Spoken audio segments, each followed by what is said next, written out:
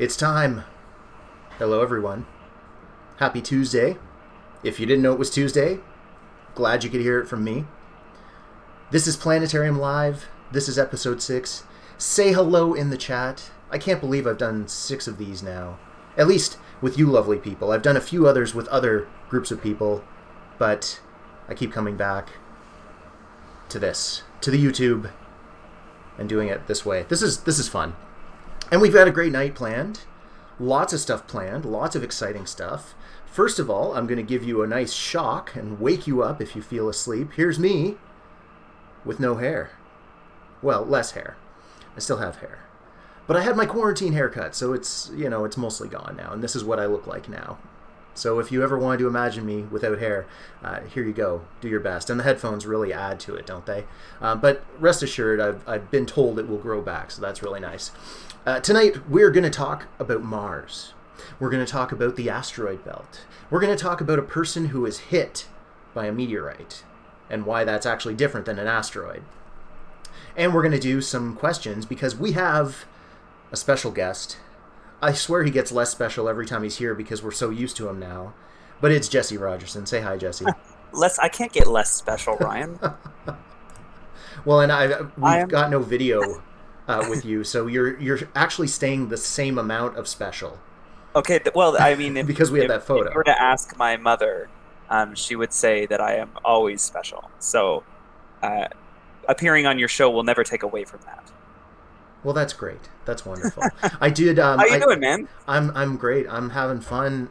You're lighter because you have less hair. I do weigh slightly less because of that. I've set up a lovely double camera so we can have this slightly shaved, it's like the shaved version of me with the shining version of you. Yeah, the polished version. As if me. We're talking to each other, right? But we can always just go back to you. And there you go. And just so everybody knows, normally you'd be able to see me, but the internet can't handle it. So we have a nice picture of me instead. Ryan's and my internet are not strong enough for that. Otherwise, you'd see me, and I do not look like that right now. I have a much longer beard and wild hair that I have not cut in a very long time because of quarantine. So Ryan got his quarantine cut, and I'm going to get my quarantine cut soon. Cleaner days, right? Cleaner days. Yeah. I think. Although I decided that since I can't grow a good beard, I would just go the opposite direction and get rid of everything. So that's where we're at. Yeah, I mean, it's the thing about the internet, right? Professional streamers who do this all the time have really strong internet. I thought I had good internet, and now I'm convinced that I don't, but that's how it is. So just we're saving on the bit rate a little bit. Jesse's here to talk and share his brain, share his knowledge, and this shining face picture of him. But we've got like I said, we got a lot to talk about, so I wanted to actually start out with a warm-up bit of exercise for you and I, Jess. Yes. Now, this is basically rapid-fire questions with Jesse. And so we're gonna rapid fire questions with Jesse. Rapid fire and questions. we'll see how smart he actually is. Yeah. Now the thing is, though, I just want everybody to know that I didn't actually tell him any of these questions. These are space questions, so it's going to be a little bit topical, of course. But we're going to see what Jesse thinks of all these things, rapid fire style. So picture of Jesse, you're over this side. Picture of Jesse. Are you ready to go? Picture of Jesse is ready to go. Perfect. Okay. So our first question. Where are we most likely to find life other than Earth? Earth. I mean, Mars. Mars, okay. What year? No, I want to take it back. All right, let's do that again. Let's pretend I haven't asked you that and say, where are we most likely to find life other than Earth? Okay, I'm going with Enceladus. Final answer. Enceladus, moon of Saturn. Wow, I had to kick that in for a second there. What year will astronauts visit Mars? 2032. Oh, very interesting. 12 years from now. That's what I'm going with. Who is the greatest astronomer of all time?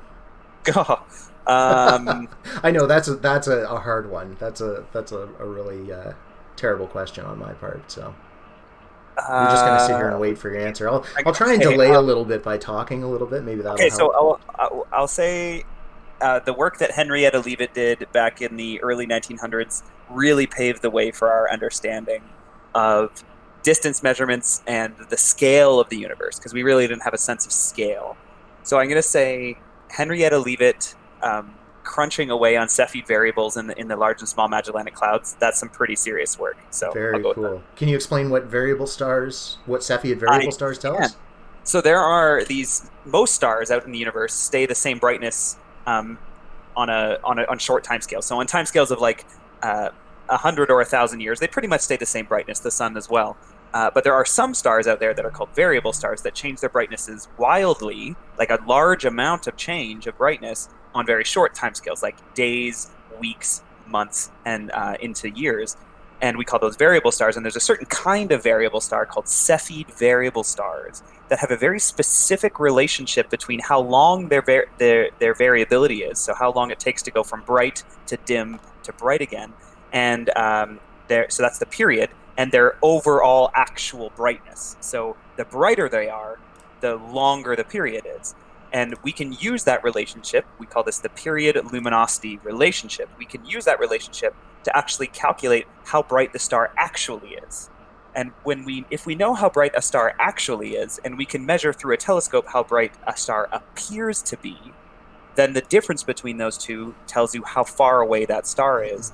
And it was this relationship of Cepheid variables, this period luminosity relationship, basically blew open our ability to measure distances in the universe and actually determine whether or not something was close or far. And that led to that understanding that Henrietta Leavitt discovered in like 1912, 1913, led to a bunch of astronomers starting to measure other things in things like the Andromeda Galaxy. And I believe that it was Hubble that made the first discovery of a Cepheid variable in the Andromeda Galaxy, measured the distance to Andromeda, and realized that is a whole other galaxy. So that story is super rich with history, with discovery, with paradigm-shifting understanding, and it was all thanks to Cepheid variables. Pretty cool stuff. I like that a lot. That's I actually did. I don't know if you knew this, but in undergrad for a fourth-year project, that was what I studied, was Cepheid variable stars in a cluster. You did? Mm-hmm. No way. Yeah, so it was really neat. So it's nice to hear your understanding of it all too, which is really cool. I always use like a light bulb to talk about it, right? Because you say, if you have a light bulb, a 40-watt light bulb is a 40-watt light bulb, right? That's its power, that's its total output. In this case, for a star, that would be its luminosity. But if you have a star and it's really, really close to you, that 40 watts is going to look really, really bright. If it's really far away, as I'm going to show on Universe Sandbox here, the star is a lot dimmer. But we still know it's 40 watts. We know how much energy it's putting out. And that difference between what we measure and what we know as how luminous it is tells us how far away it is. And the way to learn how bright that light bulb is for a Cepheid variable star, looking at how its brightness changes over time, that period. That just looking at that brightness growing and shrinking, increasing and decreasing, tells us the wattage of that light bulb, which then lets us figure out the distance. So basically exactly what you said, but now I'm saying it. And there's a good question in the chat, like how do you know how bright a star actually is? So the way this works is Henrietta Leavitt was looking at the Large Magellanic Cloud, which is a dwarf galaxy. It's that orbits the Milky Way. Now, she didn't know that at the time. She just knew that all of these stars were collected together on the sky in the same spot. And some of the stars in that collection of stars were varying. And so what she did was she tracked these stars for many, many months. And you can, over months, you can over and over and over calculate the period of the variability of these Cepheid variables in this big cloud of stars. And what she noticed is that the brighter ones took longer to change and the dimmer ones took less time to change. And because they're all in a cloud together, you have a rough idea. You can make the assumption. Here's the thing. You can make the assumption that cloud of stars is probably close together in physically associated with each other. You can assume that they're not wildly different distances from each other. So all you have to do after that is measure the distance to one of them in a different way. And I believe that the way they did that was through astrometry. Astrometry is using basically parallax, basically measuring the exact locations of the stars from different points of view, and then calculating using trigonometry their distance. And so if you can measure, This if one you I can know that, help with. This one I what's can that? help with. Parallax. Because I'm actually going to bring up, I'm sorry to interrupt you, Jesse, but I want to show Nope. the way we do parallax is that as the Earth orbits the sun, if you look at a star in the sky when the Earth is on, say it's summertime, and you look at a star in the sky, now 6 months later, if you look at that same star in the sky, because the Earth has moved around the sun to the other side of the sun, that star could change position. And the closer it is to us, the more it appears to change position. So that's parallax. That's the parallax method, yeah. So basically, here's the 2 steps, James, is that Henrietta Leavitt proved that all of these stars that seem to be close to each other, there's a relationship in their period and luminosity, that the brighter these variable stars are, the longer they take to change their brightness. Then all they had to do was calibrate this relationship by measuring the distance to one of them in a different way. And then that relationship then says, if you know the period of the star, you can then infer the actual luminosity of the star.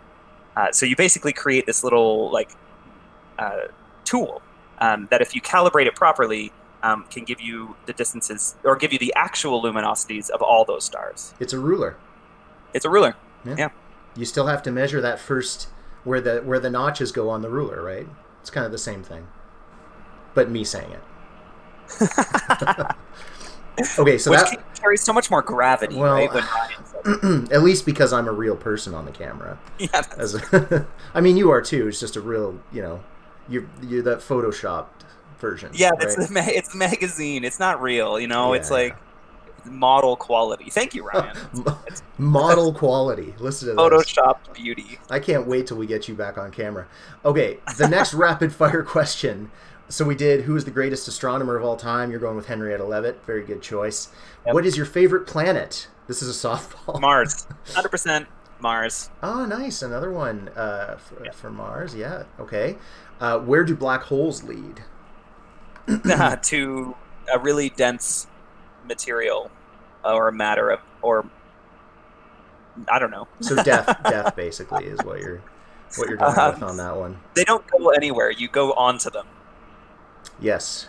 You become part of them. Become part of them. Yeah. One with the symbiote. What do you think dark matter really is? Oh man, I've been thinking about that. I have no idea.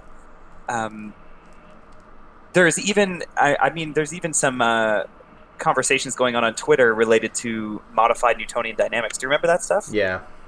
It hasn't completely gone away, and they're still tracking down what dark matter is. I honestly, I have no idea. But for everybody listening, modified Newtonian dynamics, very big fancy words.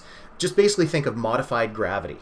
The idea would be that, gravity we understand on the small scales, the way it works for us here in the solar system, and it explains the planets, and it explains in the galaxy, it explains stars.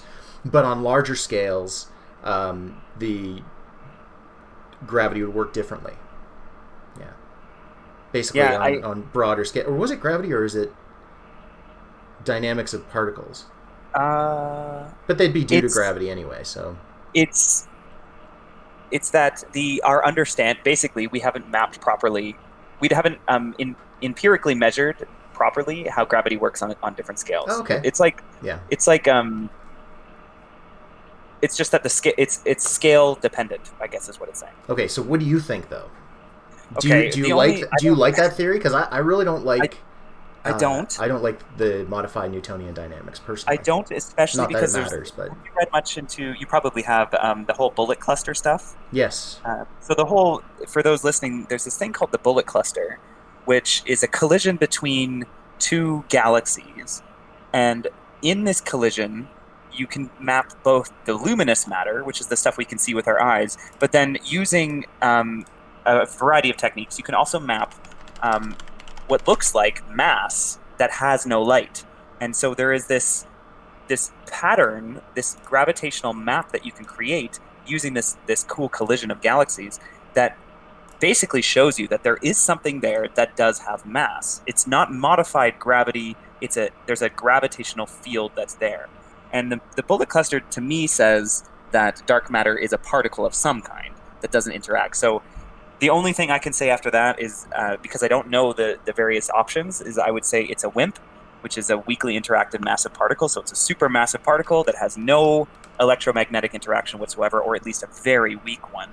And we just have we have a lot of trouble finding it. But I don't know enough about dark matter. You know who you need to have on here for that is Sophia. Yeah. She's an expert in particle astrophysics, and she'd be a good person to talk to. Yeah, that's right. Actually, she would be a good person to talk to. I really do want to get other guests. I mean, I like you, Jesse. Don't get me wrong, but I do. Yeah, wait, no, don't get her on, because I'm obviously the best guest. Okay. I have no way. I can't debate that. So you are, though. You are definitely the best guest. That was you go above and beyond every time we have you here, which is really nice. So okay, so things I do know about dark matter. If it is a WIMP, a weakly interacting massive particle, which is one of my favorite things to say in astronomy, if it is a WIMP, they've narrowed down what the masses that it could be. So it does have to be, yeah. Well, I mean, there's quite a bit of uncertainty still, but they've narrowed it down a little bit to what it should be based on other interactions, other experiments, that kind of thing. And one of the things... Do you know what it is like compared to like a proton or something? No, I don't, but still probably hundreds of times heavier. But don't quote me on that. Part of the idea is that it might be what we call a supersymmetric particle. And again, I really should have a particle physicist on here to talk about this. And so I will in the future. I think I'll just do that and just say, and I'll just leave it at that. That it's a supersymmetric particle, but we don't really know what dark matter is. There are some options. It could be gravity behaving differently, as you said, Jess. It could be a weakly interacting massive particle. A few decades ago, there was an idea that maybe it was these other things called machos, which were massively compact halo objects, which literally means a big clump of something, like a dead star, like a brown dwarf star, or a black dwarf star, a star that's burnt out all of its energy and is very old, that's just kind of floating out there and we can't see it. But that was more or less disproven. So it's not machos, it's more likely WIMPs. And I love the idea that astronomers have gotten together and said, let's name these two different things. We'll call one machos and one WIMPs. We're good at acronyms, right? We're good at... yeah, it's really good. Okay, so the last one, we said, what do you think dark matter is? What do you think dark energy is? Okay, that I actually have a much better understanding of, because dark energy is not a... it's not about the stuff in the universe, like us, like matter. It's about the universe itself. So dark energy is while we can't see it, when we look up into space and we look at the space between planets and the space between galaxies, it's not that there's nothing there. There's actually a fabric, an energy that makes up the reality that is our universe. And the interesting thing is that the dark energy is associated with that. And we know that if you expand a universe or if you contract a universe, you're changing the energy that's stored within it. It's almost like a spring. It's maybe not the greatest analogy, but it might serve right now, where you have, as our universe is expanding, or maybe if our universe was collapsing, the amount of energy associated in the fabric of space-time is changing. And so dark energy is about the fabric of space-time. And dark energy at the moment is forcing our universe to expand at an accelerated rate. And so our universe is rapidly growing, faster than it was yesterday and faster than it was the day before. And while I have a feeling that I know what that is, that the idea is the energy that's stored in the fabric of space-time, I have no idea how to picture that in my head. How to quantify it, how to characterize it. Not really, no. I just can talk about it. Yeah. So all in all, it's vacuum energy. That is the word, yes. Vacuum. Do you remember GR in fourth year? I try not to, but yeah.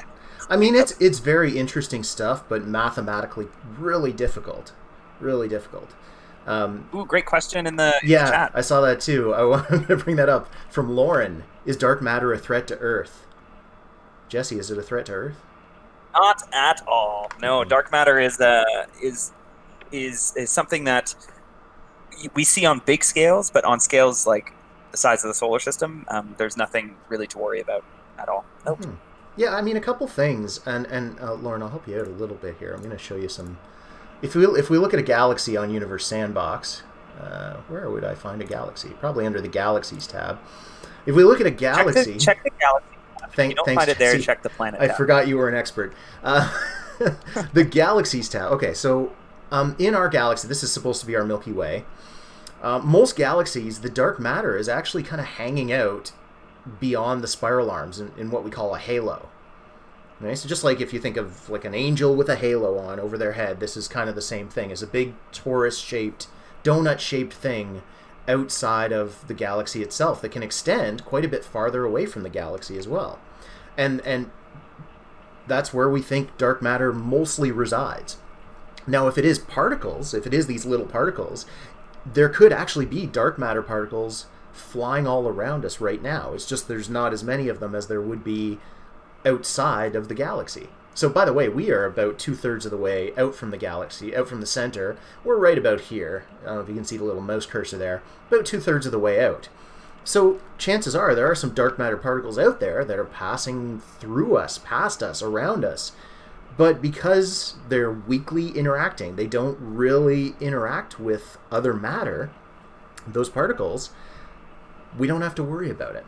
So chances it's like neutrinos. it is a lot like neutrinos. Neutrinos are another particle with a very low mass that typically happen or they're happening all the time. They come from stars, from nuclear reactions in the cores of stars. And so there's actually, since we've been talking, about 10 million neutrinos have passed through your body and mine in just the time it took me to say that sentence. That's a good question. I'm going to Google it.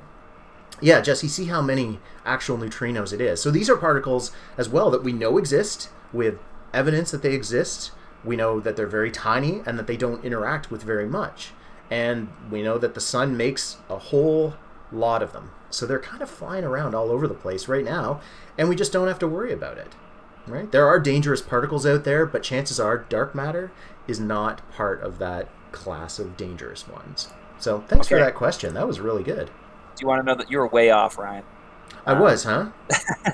Low or high?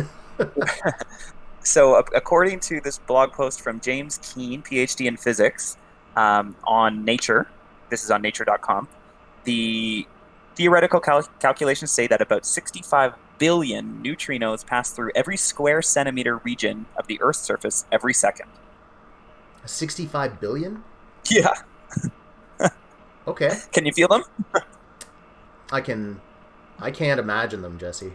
I can't imagine them. That's crazy. And so there you go. So my estimate of 10 million in the time it took to say a sentence is way too low. It's 65 billion per square centimeter, so that for me. Every second? Every second. Every second. Well, there you go. Okay, so that proves that those particles, of course, aren't really interacting with us that much. So we don't really have to worry about them. They're also weakly interacting. But they're weakly interacting, not massive particles. What would that be? Weakly, I-W-I-N-M-P. WINIMPs?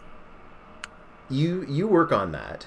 I believe in you. As an astronomer, you should be able to come up with a good acronym. Yeah, that's true. Okay, so that's our rapid fire questions. How'd I do?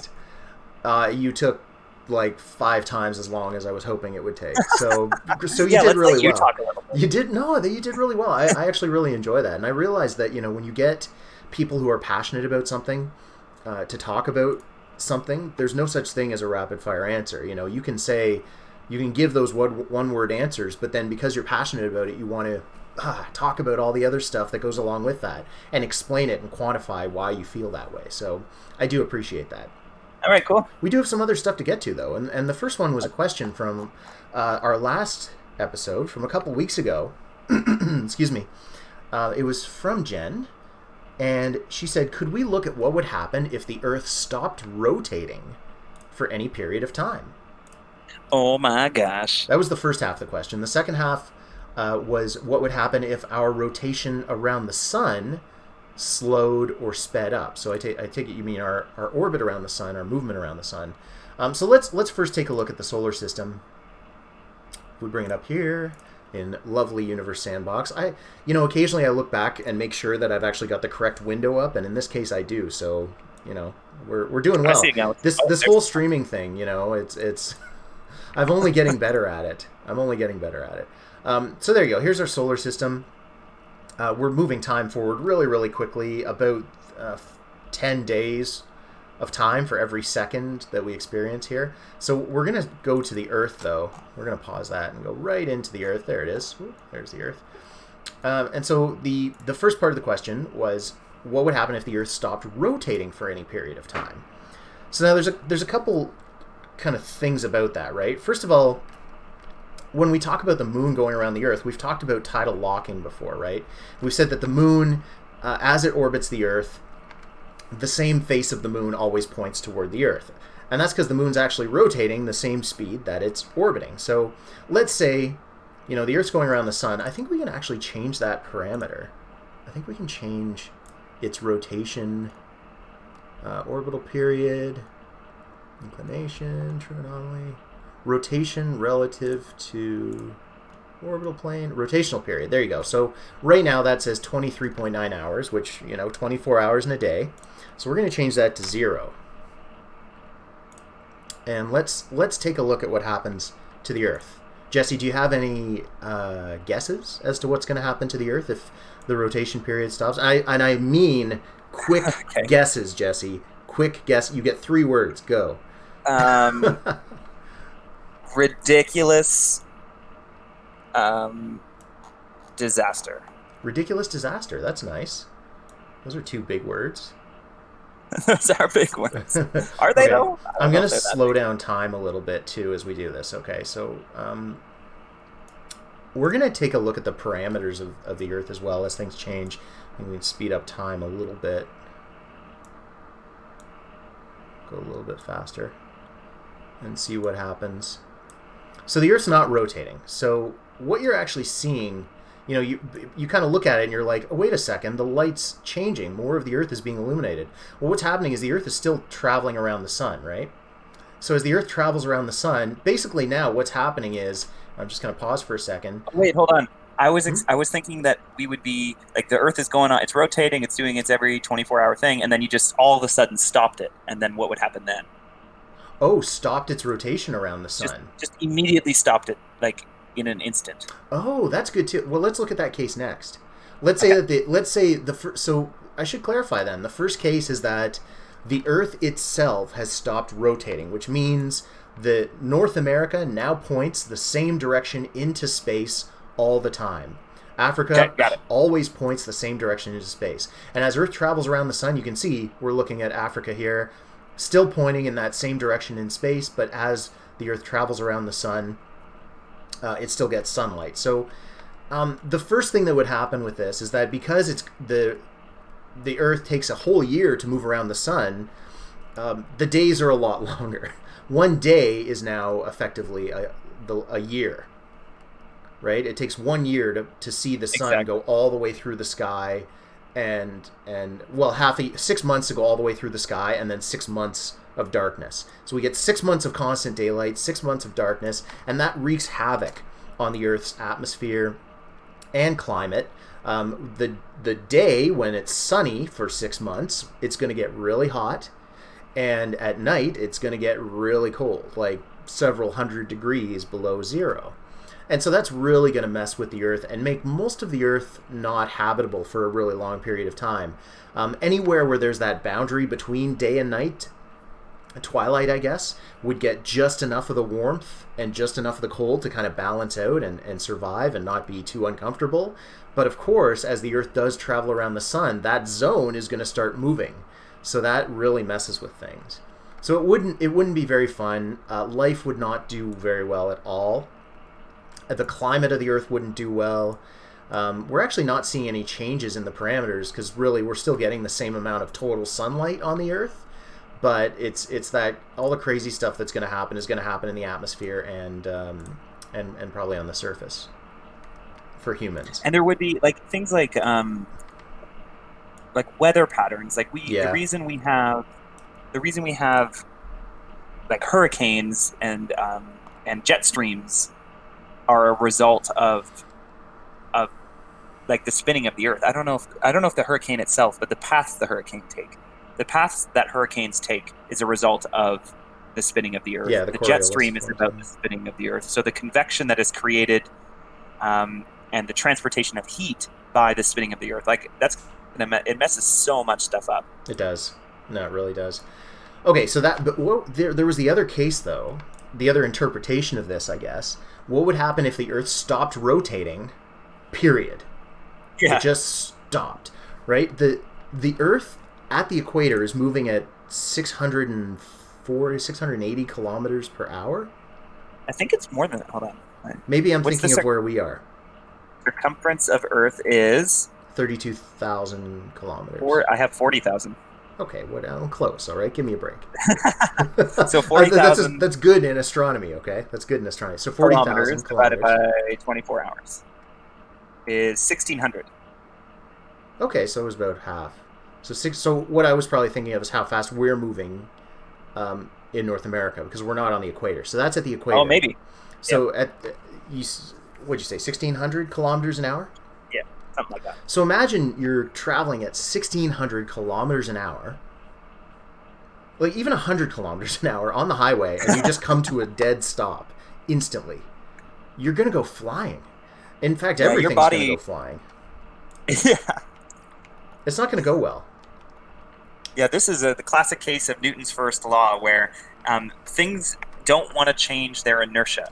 Inertia is a measurement of your state of movement. So if you have a zero velocity, then your body wants to stay at zero velocity. If you have 100 kilometers an hour velocity, then your body wants to stay at that, and it will keep doing that until something slows it down. And you'll stay sitting in your chair until something gets you moving, like your muscles or something. We stay at the velocity that we're at, and so if we're rotating around with the Earth at 1,600 kilometers an hour at the equator, and then the Earth just stops, we're going to keep moving at 1,600 kilometers an hour. We're going to launch off of our feet, keep going. Well, and often we don't. People say let's try that again. People often ask me, they say, why, when we're moving so quickly on the Earth, right? We're traveling, for us in Toronto, we're going at 680 kilometers an hour. Why don't we feel that? And the answer is, you don't feel acceleration, right? You feel speeding up, you feel slowing down, right? It's the same thing as being in a car. If you're on the highway traveling at 100 kilometers an hour, if you closed your eyes and plugged your ears, you could be convinced that you weren't actually moving. But as soon as the car slows down, ooh, now you feel yourself move forward. Or speeds up, ooh, you feel yourself push backward. That is acceleration, and that's force. That's what you feel. And it's actually really useful for if you've ever been in an airplane. When you're up at 30,000, 40,000, wait, how high are they? 35,000 feet? Yeah, about that, you were right. You were as close as I was to the circumference of the Earth. And you happen to have a flight that is like zero turbulence, like super smooth flight, and they're just everything. You would never know that you're moving. Yeah, you don't even feel it. People can sleep on planes. That's wise, because you're not being shuttered around constantly. So if the Earth did stop moving and took a dead stop, everybody would feel it. First of all, we'd all go flying. The atmosphere would feel it. The atmosphere would probably shoot straight off of Earth, so we wouldn't have any air left. The water that's being held onto Earth would probably start orbiting the Earth, so it would probably jump up and out. Any water that didn't escape from the surface of the Earth would probably fall back down as a really crazy rainstorm for anything that's left. It just wouldn't be pretty. Oh wait. 1,600 kilometers. Let's imagine. So, a big body of water. Say you're sitting next to a lake, and the lake is launched sideways at 1,600 kilometers an hour. The lake. Nobody has ever said a better sentence than the lake was launched sideways at 1,600 kilometers an hour. But please continue. So I just switched it to kilometers per second, and it's 0.5 kilometers per second. So I don't think it would escape. I think it would just rain back down. Okay, so it would still jump up. Yeah, what's escape velocity on Earth? I think it's 11. Yeah, it is. Okay, 11 so kilometers quite per a bit. second. Quite fast. Yeah. Still, though, 500 meters per second, half a kilometer per second, a giant lake flying at you at at half a kilometer per second. It would jump. Serious tidal waves. Right, okay, so chances are more the atmosphere would be liberated. The water on Earth would jump up and eventually rain back down somewhere else. And, any people, I think, would probably experience the same thing, right? Because if you're launching somebody at that speed, that's not enough to get them off of the Earth. And so what would really happen is we'd all go flying into the air and fall back down to Earth. And flying out in the air at that speed, at that half kilometer per second. So even though the lake is moving towards you at half a kilometer per second, you're also moving at half a kilometer per second through the air. So I wouldn't worry about it too much. You've got bigger fish to fry. Exactly. Well said. No. So that was a great question. I like that. The second half of that, what would happen if our rotation around the sun slowed or sped up? And this is actually something that we use for spacecraft. Oops, I'm leaving the Earth. Go back here. So speeding up or slowing down actually changes your distance to the object that you're orbiting. So for example, if we had a spacecraft that was orbiting the Earth and we wanted to move it further away from Earth, it would actually fire its rockets and speed up in the direction that it's traveling, and it would start to move further away. So let's actually do this though, because this is one of the cool things that we can do. We can do this with. Oh yeah, with Universe Sandbox. You can change any of these. We could increase the mass of the Earth. We could replace it with a black hole, which has been done, and it's fun. There's lots we can do. So if we look here, we want to go to motion. We're going to look at the speed. So the orbital speed of the Earth is moving through space at about 30 kilometers per second. So we're going to pause. What should we change that to? Ask the chat. Chat, what should we change that number to? How fast should the Earth now move through space? Instead of 30 kilometers per second, should we go up or should we go down? Let's find out. There is a bit of a delay. What would you do, Jess? My science brain says double it. Either double it or 10 times it. Well, it's good because there's numbers here that will let us do that. Let's give it a go. 42. Until we hear from chat. 42, the answer to life, the universe, and everything. Okay. 1,000. Well, let's start with 42. Oh, look at that. So now we've changed this at a specific moment. And so we changed this, and the Earth is now speeding up. It's going faster. Well, it's actually slow. It's slowing down now that it's moving further out in its orbit. But as you can see, its orbit has really changed, really increased. It's going much further out of the solar system now. Oh my gosh, what orbit is it crossing? It's crossing Ceres orbit. It's crossing catching up to Uranus. Jupiter. Yeah, crossing Uranus. Oh, it's all the way up to Uranus with just 40. I'll bring up the orbits because we can actually see. Okay, that was a terrible idea. Let's get rid of those. So yeah, it's actually farther than that. Here you can kind of see there. So there's Uranus working its way across. Earth's orbit looks like it will actually go out close to Eris, potentially. Oh wow! Which is far. That's like the edge of the Kuiper Belt. That's out there. You also notice that it seems to have it's starting to slow down. So yes. One minor point is that when in a perfectly circular orbit, the planet will go at the same velocity the entire all the way around. But on an elliptical orbit, it'll go much quicker when it's closer to the sun and much slower when it's further from the sun. Not unlike comets. Yeah. Oh, we got people agreed with you about 42. We also got a vote for 1,000. So let's. Okay, yeah, we need to do 1,000. We do, but I'll tell you what. I feel like that's solar system escape velocity. I mean, I think so. I mean, if 42, oh no, actually, I think 42 might take us right out. It's recalculating, and Earth just keeps going. Like if you look at the line, oh my gosh, I don't know if you can see the line, but that's now Earth is now a comet. Like it's going. It's. I mean, let's try and speed up time and see what happens here. There goes the solar system, and here we go. Earth is now still going 200 astronomical units away, so 200 times its normal distance from the sun, and counting. It's that. Okay, do you want to know something really cool, Ryan? Yeah. Apparently, according to Wikipedia, the sun's escape velocity is 42.1 kilometers per second. So that's hilarious. So not only did we pick the best number, we picked the number that would let the Earth just barely not escape. So what that means, we did 42 exactly, right? That means that if it's just below what the Earth's escape or the sun's escape velocity is, Earth is going to go flying really far out of the solar system and then come all the way back in, probably over a period of several thousand years. Yeah, definitely. And so it's going to get cold. I can't believe how close that is. That's ridiculous. That's hilarious. Oh my gosh. Well, now we have to do it to 1,000, right? So let's go back and restart. Well, 1,000, it's going.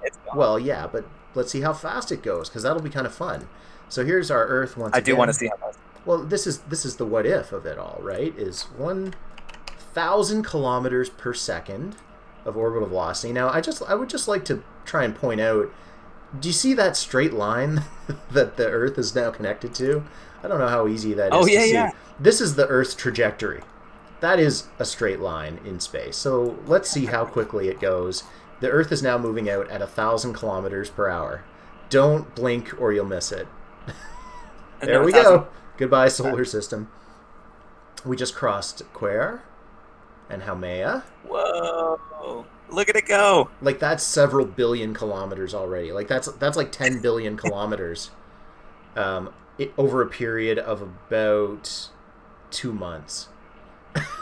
That's faster than most spacecraft.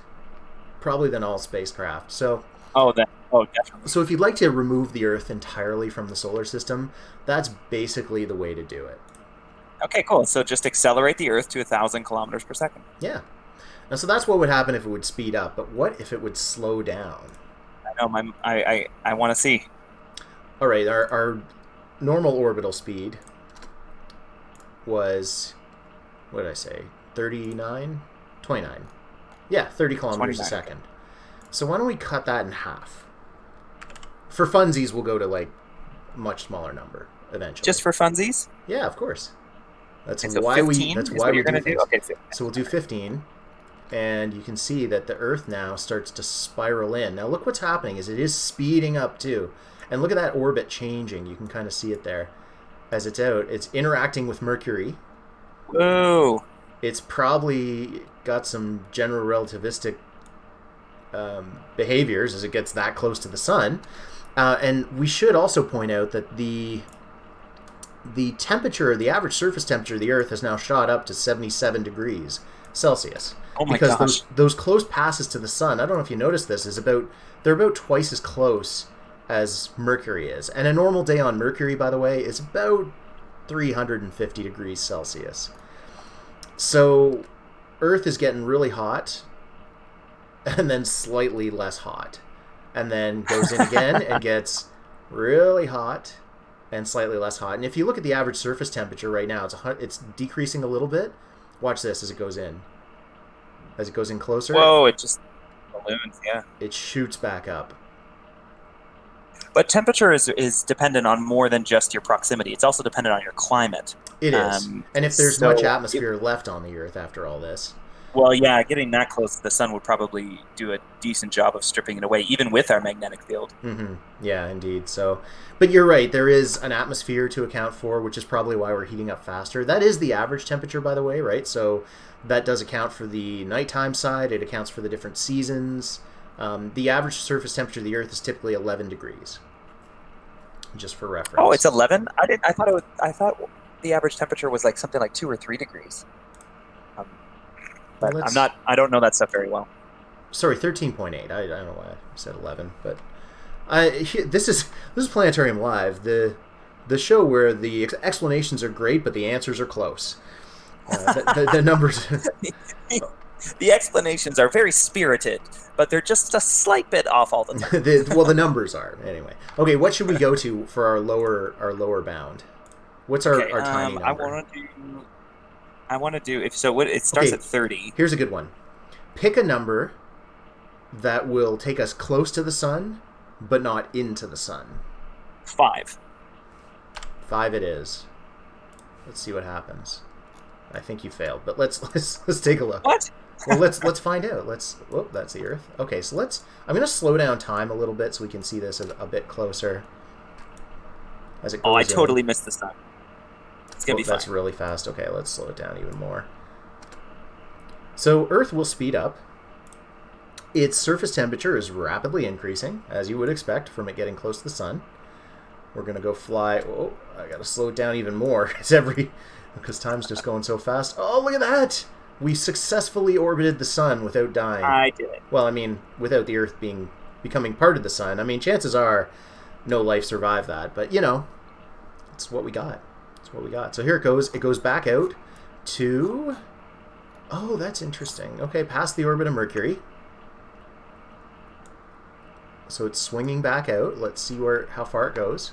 So this is the thing, is that the orbit changes from a very close to circle ellipse down to a really crazy... This is actually a lot like a comet in this orbit. So the Earth is getting further out, back out to its normal orbit from the looks of it.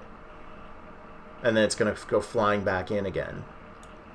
So really, this does explain a little bit of orbital mechanics, is that if you change the Earth's forward momentum in the direction it's traveling at any given time, it changes one parameter of the orbital of the orbit, and that sends it in really close, but it still has enough energy in the other axis to work its way all the way back out. It's funny. I was just about to dive into that, because the natural question then is, let's say you have a satellite that orbits Earth and you want to change its distance, but you want to keep the orbit circular. How do you do that? So to do that, you need to change the velocity of the satellite. So you need to speed it up or slow it down. If you want to make it go further away, you got to point it in a direction. You got to speed it up with a rocket. But then once it gets to the distance you want, you have to then change its velocity again to recircularize the orbit. Yeah. So That's it's two orbital maneuvers. Yeah, orbital maneuvers. maneuvers. And satellites do that around the Earth all the time. Even as they're working out, getting out further into the solar system. Sometimes you want those highly elliptical orbits. The Juno spacecraft that's orbiting Jupiter right now is going on an orbit not unlike this, with the Earth around the sun right now, going in really, really close to take these really close-up views of Jupiter and measure different properties of its radiation belts, and then it works its way back out so that it can safely transmit data and check its systems and prepare for the next deep dive. That's what the Juno spacecraft is doing around Jupiter right now, and some of those images are gorgeous. I should do my best to bring some of them up. Yeah, we should do something on Juno next time. Oh, Sebastian's back. Thanks for coming back and tuning in, my friend. We have another question. What would happen if Earth's orbit around the sun went in the other direction? Retrograde, Sebastian. Okay, so let's see if we can do that. That's a cool term we use. So we have this preferred orbital direction in our solar system. Everything goes counterclockwise. If you're looking down at what we define as the North Poles, then everything goes in counterclockwise direction. And we call that prograde. And then we use the term retrograde to refer to a backwards direction. And I don't think there are any major objects in our solar system that have a retrograde orbit around the sun. There might be some small asteroids and comets, but... Well, so much of the initial angular momentum of the solar system, it sets everything in motion in a single direction. In order for it to go for something to go retrograde, there has to be a big collision or a big change. And planets it's not going to happen. Planets are too big, and there's too much energy required. Like even... one of the things to note is that the planets also spin in that prograde direction, right? So if Earth is you can see it orbiting counterclockwise, it also spins counterclockwise from the North Pole, right? But there are two planets that don't do that. Venus actually spins retrograde. Spins, not orbits. Very slowly, because it was hit by a rock a long time ago. At least that's the leading theory. And Uranus does the same thing. Except it's tilted 90 degrees. So it's not quite of a retrograde. It's more like Uranus is rolling forward like a ball. Yeah, that's so weird. Right. It really is. Uranus be crazy. It is. We could spend probably an entire episode talking about it and making all kinds of terrible jokes while we're at it. So there you go. Okay, wait. I want to know what happens if we reverse Earth's orbit. Right, we have to do that. Yeah, come on. I'm trying to get ahead of myself here. Okay, motion. motion. So I'm going to try and make some guesses. So if we keep the same 24-hour cycle, it would change our sidereal day versus our solar day. So right now, our solar day is 24 hours, and our sidereal day is slightly less than that. Mm-hmm. So if it went backwards the other way, then the opposite would be true. So our solar day would still be 24 hours, but our sidereal day would be longer. Yeah, that makes sense. Wait, no. Our sidereal would be the same, wouldn't it? You think... No, because we're traveling in the opposite direction, but still spinning in the same direction. Right. Right, we're still spinning prograde, but orbiting retrograde, so that it would... do you want to explain those while I try and figure out how to turn this backwards? Well, I'm trying to think, because a sidereal day is the the spin of the Earth with respect to the background stars. So that's actually not dependent on our direction around the sun at all. I don't think. Oh my gosh, this is hard to figure out. No, but I think it's gonna, other than that, yeah. So if we were still spinning the same way, prograde, then the sun would still rise in the east and set in the west, because that's the spin of our sun. Let's see if this does it. Or that's the spin of the Earth. You might have to flip the obliquity, or not the... Yeah, you'd have to flip the obliquity to be 180. Or oh, something. yeah? Oh, okay. Oh, wait, no, sorry. I've never played with Universe Sandbox, so I'm not 100% sure. Angle between rotation axis and orbital plane. Yeah, let's give it a try. Let's make it negative and see what happens. I think that's... that'll give us a Venus situation. Yeah, I think that did. Okay, well, that's fine. That's a start. Oh, what if you make the velocities negative, says James. The velocity's negative. I think that set it... I don't think that did anything. But let's give it a try. I'm gonna restart this simulation, so... Oops, open. Let's give it a try. I still think we would have roughly still a 24-hour day, and we would still have a 365-day year. You would get different your sidereal day would be different, far different than your solar day. Your solar day would probably be shorter. No, because you're going to the sun in the same position in the sky.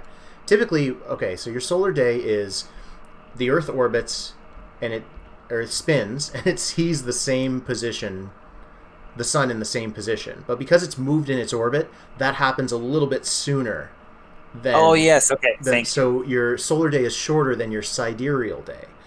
But now if you're moving in the opposite direction, your solar day is actually longer than your sidereal day. Your sidereal day is going to be the same no matter what. Okay, right. So speed. Negative. Let's see if that does it. That didn't... Oh, yeah, there you go. Look at that. It literally just turned around. And now it doesn't like it at all. But hey, look at it go. See, there you go. There it goes. Whoa. Good job, chat room. That's good. So it doesn't look like a lot is changing, right? But you're right. The biggest difference that you're going to notice is that your day is longer. Because the Earth is still, remember, it's still rotating prograde. It's just now orbiting retrograde. So it's spinning. And as it spins, now it's moving in the opposite direction of its orbit. So it would actually take... Oh, no, it's the other way around. The solar day is typically longer than the sidereal day. In this case, it would be shorter. Right, than the sidereal day. So there you go. So your day would actually get shorter. Now let's see if we can find that rotational period still set at 24 hours. So it's kind of forced it at this point, but it would be it'd be different. So there you go. That kind of answers that. That was fun. Can you change? Yeah, change the. I have never Perfect. Thanks never for the help, thought of chat. that before. No, I like that one though, and it looks like everything's okay. I mean, this simulation does calculate everything. There's probably a little bit of perturbation from Venus, but one thing that I always think about is the Earth is stable in its orbit because the solar system has been going for 5 billion years. It's come to equilibrium, right? And so the gravitational stability of the solar system is really, it's very stable. It's good. It's not really a problem. So the fact that the Earth is at the same distance, it really doesn't matter that much where it is in its orbit, right? Because over time, even if it's going in the prograde direction, it's still going to be in a different spot relative to the other planets. But now that it's backwards, it's still in a different spot relative to those planets. It's just at the same distance. It's not causing anybody any grief. So basically, the Earth is going to be fine. The year is going to be the same length. The day now is going to be shorter by, I don't know how much. We could probably figure it out.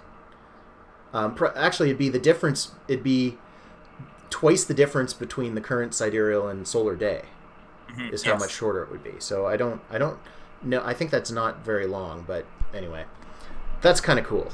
So I like that one. Thanks chat for helping with that and suggesting that one, and thanks for the question, Sebastian. That was cool.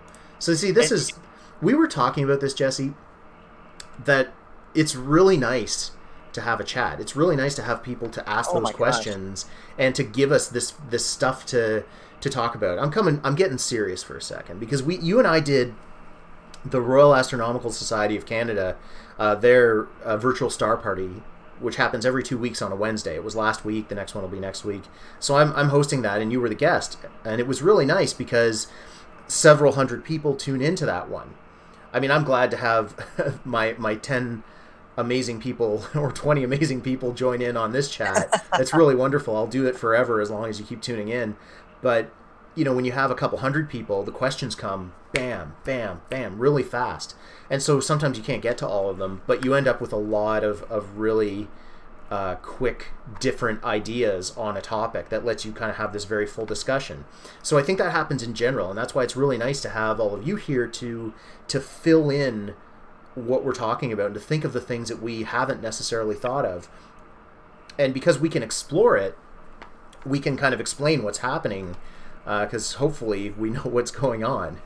So anyway, the long story short of all that is that it's really nice to have people to actually interact with. And that's kind of why I've really enjoyed streaming. And why I really enjoy doing live planetarium shows in the first place, right? So, yeah. It reminds me of the Ontario Science Centre and just being able to sit and enjoy the questions and figure them out, play with the planetarium, and find the answers to the questions that people have. It's more fun that way. Just talking to you, Ryan, I mean, you're cool, I guess, but you heard it here first. You did. No, it's really fun. And look at this. We're already at the top of the hour. I can't believe it. Are we done now? Is it? Well, we didn't get to a person being struck by a meteorite. We didn't get to Mars. My God. We didn't get to the asteroid belt. Honestly, friends, I had so many pictures, simulations, stuff prepared, and Jesse took up all the time with 25 minutes to answer 3 questions. So I'm going to blame him for it. But no, it's actually really good. I actually really enjoy doing it this way a little bit more. So we didn't get to the meteorite stuff. We didn't get to Mars. But you know what? There'll be times in the future when either you can't join or there won't be as much to talk about. And that's when I'll pull up that stuff. That's when we'll dive deeper into Mars. That's when we'll get into the asteroid belt. But I do want to talk about that meteorite thing if you've got some time. We'll just do maybe 5 or 10 minutes on that. Because this is a really amazing story. And I've been asked this question quite often of has anybody ever been killed by a meteorite? So the first things first, a meteorite is a rock it starts out as a meteoroid. It's a rock in space left over from the formation of the solar system, perhaps a piece of a comet, perhaps a piece of an asteroid, perhaps a piece of the moon or Mars or another rock that's out there that is traveling through space and heading toward the Earth. It can be any size. Typically, they're very small, about the size of your pinky finger or a grain of dust even. But some of the bigger ones can actually, when they hit the atmosphere, travel all the way through. So in space, it's called a meteoroid. When it gets to the Earth's atmosphere and starts to burn up, that shooting star that you see in the sky is your meteor. And if it hits the ground, if it's big enough to hit the ground, say the size of my head, which is pretty big, or bigger, it can get all the way down. Thank you for clarifying that too. For emphasizing that, I should say. If it's that big, it can get all the way down to the surface, and that's where we call it a meteorite. And so the next logical question is, has a meteorite ever killed a person? There are 8 billion people on this planet, nearly 8 billion, and meteorites, about 100 tons of space dust, space rock, hits the Earth every single day. 100 tons. And so over the eons of humanity being around, not eons, but long time, 100,000 years, have people ever been hit and killed by meteorites? And now we have an answer. Yes. A person. I don't know. I mean, it's a pretty good. Okay, so before this story came out, the idea was that I've probably got some images here for this. The idea was that here I've got a meteorite to show. The idea, there was a lady in the 1950s in Alabama who a meteorite, while she was sleeping, she was napping, literally crashed through her roof. An 8-pound chunk of space rock, possibly metal, crashed through her roof and bruised her hip. So she didn't die, but she was injured.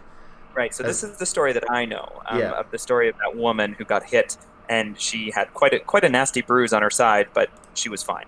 She was safe. She wasn't severely injured. She wasn't killed. But this story comes from Turkey, and it's actually from Turkish archives from the old Ottoman Empire. So present-day Turkey was part of a much larger empire called the Ottoman that no longer existed right around the time of World War I. I'm not a historian, so don't quote me on that stuff. Somebody can help me out with that. But basically, the old Ottoman Empire, a lot of the records from that empire are still held by the Turkish government. And so some of these Turkish government documents were properly translated because they were in a very older Turkish Arabic language with a different character set. They were translated and revealed that there was this event in Iraq, and I have the name of the town where it happened. I just have to find it.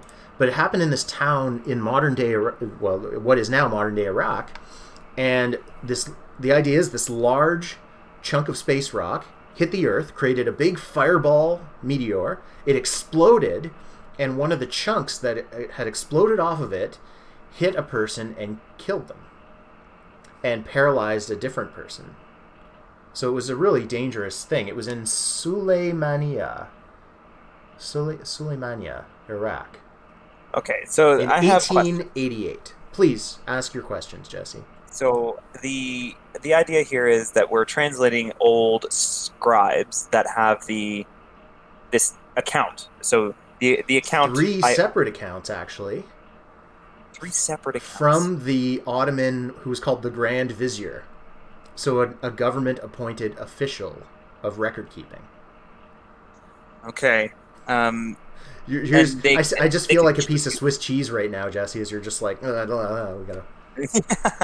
I'm trying to connect the dots, right? It's what a good scientist how can we would be do. Sure? It's what a good scientist should do. When you have, when you say a meteorite hit someone, like I want to see the trajectory of the meteorite. I want to see, like, how do we know that it wasn't just something else that fell on the person's head as a result of the airburst? So what you've mentioned is actually really important, because one of the challenges with identifying, hey, so-and-so was killed by a meteorite, and not just, hey, somebody else threw a rock at them, is, you have to show that the rock that was the impactor actually came from space. And that's really hard to do, especially with ancient accounts, because for one, a lot of people couldn't understand that these rocks came from space, and two, they couldn't prove it. And so that's kind of why the records are so rare, is that in most of these accounts, it could be some object hitting a person that fell from the sky. Well, that doesn't mean it's a meteorite. How do you confirm that? And I think in this case, the key is that the account talks about a large fireball over the town, and other damage to crops at farms in the area from other rocks that fell. So it's more, for me, it's more of this thing of, it's not just one account, but it was this large explosion. Now I get what I know what you're gonna say next, because you're gonna connect and say, well, that explosion might have happened from a meteorite, but how do we know a chunk of that hit a person and was what actually killed them? And that's a fair point, because I think that you can't prove that specifically. You're still relying on written documents, albeit good documents, scribed by a government official at the time. It was still in 1888, right? It's not going to be perfect. So it's important to ask those questions. But the paper's pretty convincing from what I've heard. I haven't read it myself. So I mean, based on what you're saying, yep. The idea, the accounts line up. So if a lot of rocks came down and there was a lot of damage that happened, it's possible. I would say that it's definitely possible that a chunk of that airburst could have hit a person and killed them. But if you think about what happened in Chelyabinsk, Russia, back in, I think it was 2013? Yep. 2012, maybe? When there was that airburst of a significantly sized rock, that thing was the size of like a bus. It airburst over top of this Russian city, lots of chunks came raining down, and there was a lot of damage as a result of the explosion, and people did get hurt. And if we were to... so people got hurt. Nobody was killed. We can say that as a result of the airburst, people were hurt, but we can't say for sure whether or not anybody got hit by a chunk. So I do feel like there's a gray area here.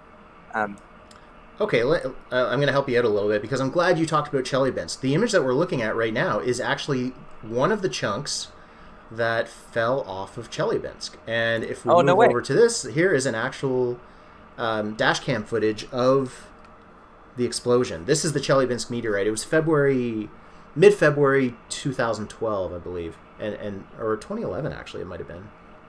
It was a long time now, and so this rock was about 10 meters across.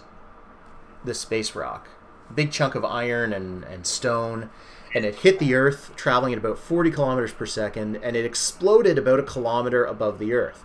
And so it's a good comparison for Chelyabinsk, because this is what this particular meteorite was thought to have done, is explode over what is modern-day Iraq and rain shards down. And that's kind of what happened.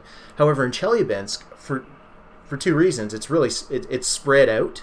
There's not a lot of people there, and the people are they don't live in a very condensed urban environment. And so all the people who were injured in this event, the Chelyabinsk event, were injured because of the shock wave of the explosion, which was strong enough to shatter windows and probably pop some people's eardrums and some other nasty knock doors stuff. off hinges. Yeah, and stuff like that. Nobody died, and nobody was reported to have been hit by one of those chunks. Right. But this chunk that I showed in the earlier image, that is about, I think it's 600 kilograms. It's big. It was a big chunk. I actually I want to try and bring it up, because I have an image of the lake. It actually fell in a lake. And one of the big chunks. Yeah, and I want to see if I can find it. I don't think I actually have that. But it was really neat, because it literally just shows this giant hole in a lake that is where the one of the remaining chunks actually fell. So it was a pretty I found it on neat Wikipedia. thing. You found it on Wikipedia? Yeah. Cool. It's a really neat image. So, I mean, think what you will about this account. I think it's a good source. Whether you believe it or not, it's something to talk about. It's something to consider. And it gets you thinking and talking about how much stuff actually falls to Earth on a regular basis, and that's probably a good thing. Yeah. And then, like, I think basically the idea here is that it is based on the accounts. It is possible that meteorite killed someone. Yeah. Oh yeah. Yeah. Yeah. Totally. And if it was big enough to begin with, chunks of it should have been pretty big. If that 600 kilo chunk from Chelyabinsk hit someone, they would probably not survive. So you can kind of make the same comparisons, right? But anyway, I'm really glad we talked about that, because that just came out a couple of days ago and is really interesting. So I didn't hear about it until tonight. Yeah, so thanks for that. I think we're gonna call it there. So we're done, Ryan. We are. We're gonna thank Jesse for coming out again, because it's always fun. Like, you and I. Thank you, Jesse. I'm glad you're thanking Jesse. We should all thank Jesse. That was a lot of fun. You and I feed off each other really well. That was really good. I think that you're welcome to come back anytime. But as you suggested, I should try and get better guests, and so I'll try and find some other people to come on. That was exactly my wording. No, well, we'll rewind the video and see what you said. So, thanks everybody for asking some questions in the chat. That was a lot of fun. Like I said, you guys make it fun for us. So I'm happy to sit and talk forever, but it's lovely when people talk back and tell me what to focus on, what to do. So we will eventually get to Mars in the future, and the asteroid belt, and then to the outer planets, which we've got some great stories about. Jesse's welcome to come back wherever he is, whenever he wants, wherever he is. Yay. So thanks a lot, Jesse. And thanks for tuning in. This is Planetarium Live. I'm going to bring up the Astronomy in Action logo for next time. We'll have to find another color for the next episode. I imagine we'll be back next week at some point. If I happen to have the Moxie, I'll do another stream this week. But either way, thanks for tuning in. I hope everybody has a great night, and stay safe, stay healthy. We'll talk to you soon. Thanks for checking us out.